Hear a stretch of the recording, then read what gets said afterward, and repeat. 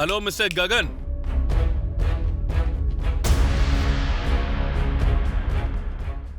Wait.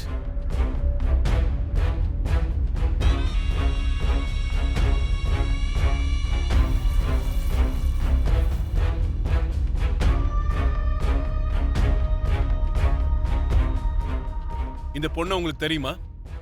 எங்க வீட்ல வேலை செஞ்சாங்க சார். உங்க வீட்ல கொஞ்ச நாள் வேலை செஞ்சாலே அந்த பொண்ணு பேரு என்ன? ரத்னம். அந்த ரத்னம் தான் என் அண்ணாவை கொன்னு இருக்கா.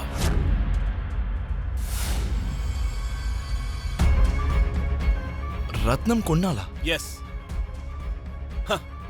நீ பெரிய எஜுகேட்டட் பிசினஸ்மேன் தானே? திருடன் யாரு கிரிமினல் யாருன்னு தெரிஞ்சுக்காமலேயே நீ உங்க வீட்டுக்கு வேலைக்கு சேர்த்துப்பியா? அப்புறம் பெரிய போலீஸ் ஆபீசர் மாதிரி உங்க அம்மாவை யாரோ கொல்ல வந்தாங்கன்னு எவனோ முகம் தெரியாதவனை போட்டு மாடு மாதிரி மார்க்கெட்ல அடிக்கிற. அவ்வளோ தெளிவா இருக்க. சீ. இங்க பாருங்க சார், ரொம்ப நேரமா நானும் உங்களுக்கு ரெஸ்பெக்ட் கொடுத்து தான் பேசிக்கிட்டு இருக்கேன். நீங்களும் அதே அளவுக்கு ரெஸ்பெக்ட் கொடுத்து பேசினா ரொம்ப நல்லா இருக்கும் சார். அன்னைக்கு நான் கரெக்டா பார்த்துட்டு தான் உங்ககிட்ட சொன்னேன்.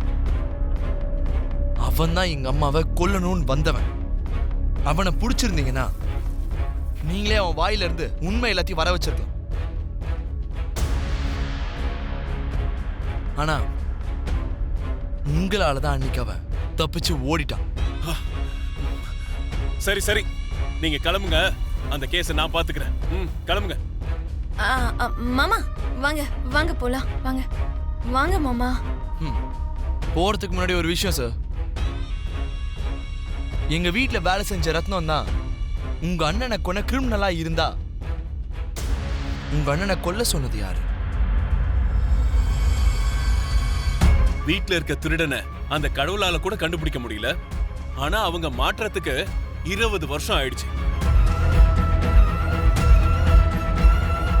எங்க அண்ணன் அவன் கொல்லாம இருந்திருந்தா இப்ப வரைக்கும் அவன் கிடைச்சிருக்கவே மாட்டான்.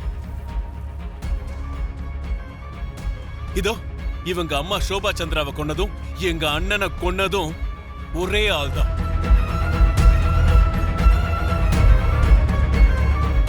அவன் தான் கிருஷ்ண பிரசாத்.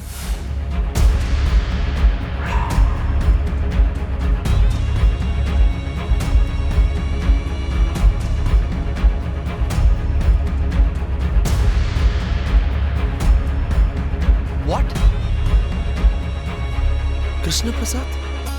எஸ்.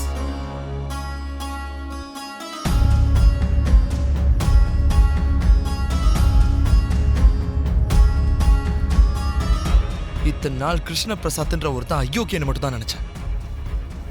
கொலை செய்ய வந்த கொலைகாரனுமா?